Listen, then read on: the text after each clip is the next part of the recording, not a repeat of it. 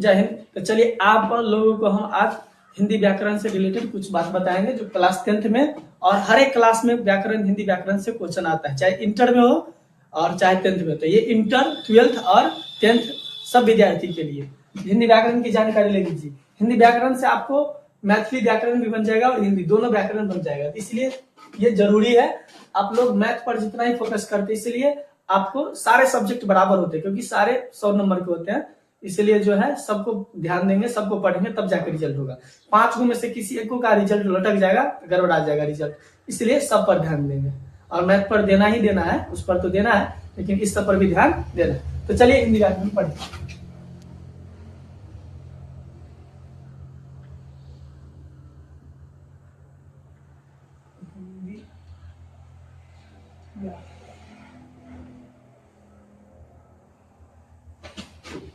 हिंदी व्याकरण, सबसे पहले हिंदी व्याकरण होता है। हिंदी व्याकरण पढ़ा क्यों जाता है, पूछता है ना, हिंदी व्याकरण किसे कहते हैं।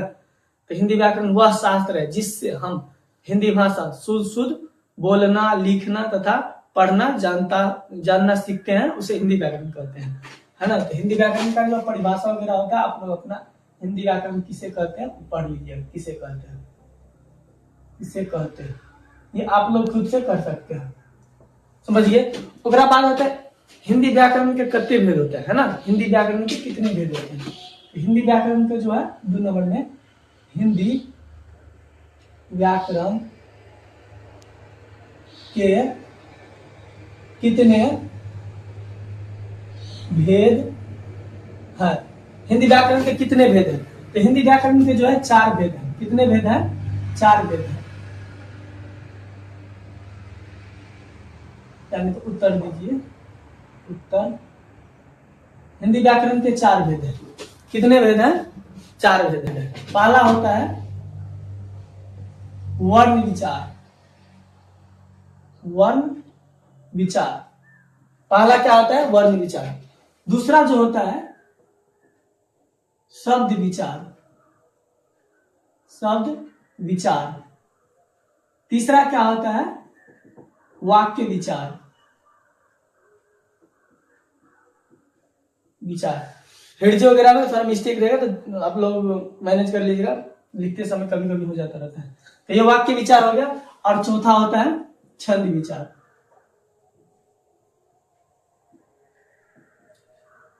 तो हिंदी व्याकरण के 4 भेद होते हैं, याद रखिएगा आप लोग। हिंदी व्याकरण के 4 भेद होते हैं, जबकि इंग्लिश ग्रामर में जो है इंग्लिश ग्रामर के 5 भेद होते हैं, 5 भेद होते हैं, है ना। सिंटैक्स, पंक्चुएशन, ऑर्थोग्राफी, एटिमोलॉजी, है ना, कुल मिलाकर के उधर 5 भेद होता है और इंटेक्स। लेकिन हमको हिंदी व्याकरण में 4 भेद होते हैं, याद रखेंगे कितने भेद, 4 भेद। वर्ण विचार, शब्द विचार, वाक्य विचार, छंद विचार। सबसे पहले वर्ण पढ़ा जाता है। क्या पढ़ा जाता है, वर्ण विचार। क्योंकि हिंदी वर्णमाला में कितने अक्षर है, तो 52 अक्षर है हिंदी वर्णमाला में। अब वर्ण विचार, अब वर्ण विचार, तो वर्ण किसे कहते हैं, है ना, ये भी आपको बन गया है कि वर्ण किसे कहते हैं। वर्ण किसे कहते हैं, किसे कहते, किसे कहते हैं, वर्ण किसे कहते हैं। तो वर्ण उस मूल ध्वनि को कहते हैं जिसका खंड न हो, है ना। आंसर में इसका हो जाएगा, यानी कि उत्तर इसका हो जाएगा वर्ण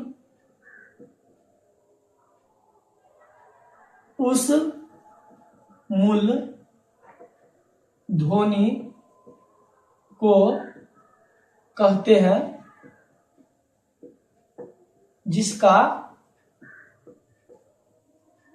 खंड न हो, है ना, जिसका खंड न हो। तो देखिए वर्ण जो है, वर्ण कितने प्रकार के थे, वर्ण विचार कितने प्रकार के होते हैं। तो वर्ण जो है आपको दो प्रकार के होते हैं। पहला स्वर वर्ण और दूसरा हो गया व्यंजन वर्ण।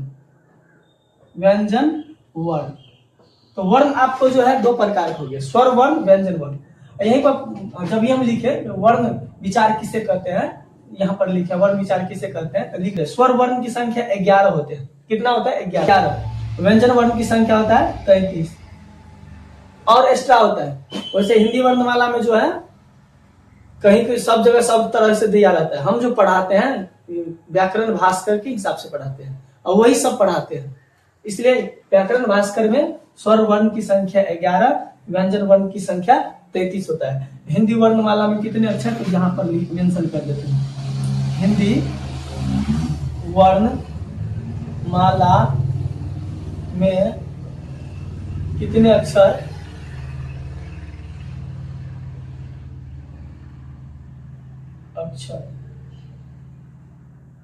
होते हैं,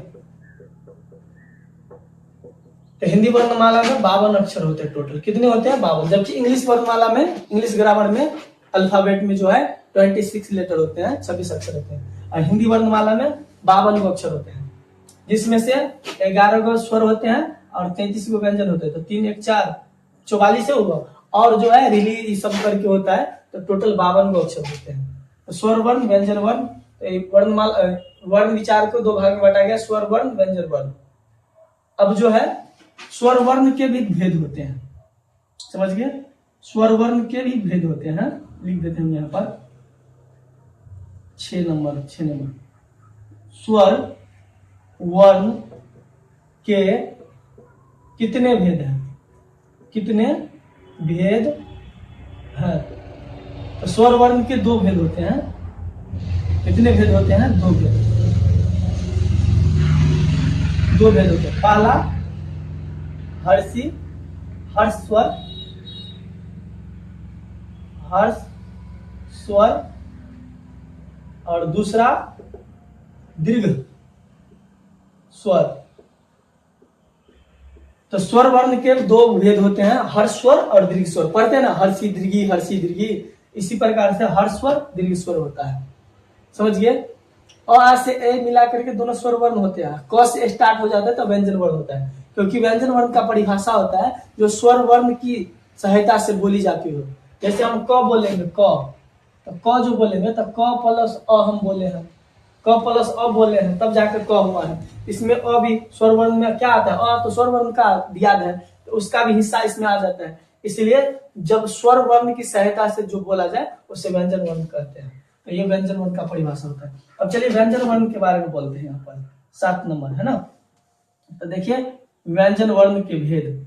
व्यंजन वर्ण के भेद कितने हैं, कितने हैं, तो व्यंजन वर्ण के कितने भेद हैं, तो इसको जो है व्यंजन वर्ण के 3 भेद हैं। कितने भेद है व्यंजन वर्ण के?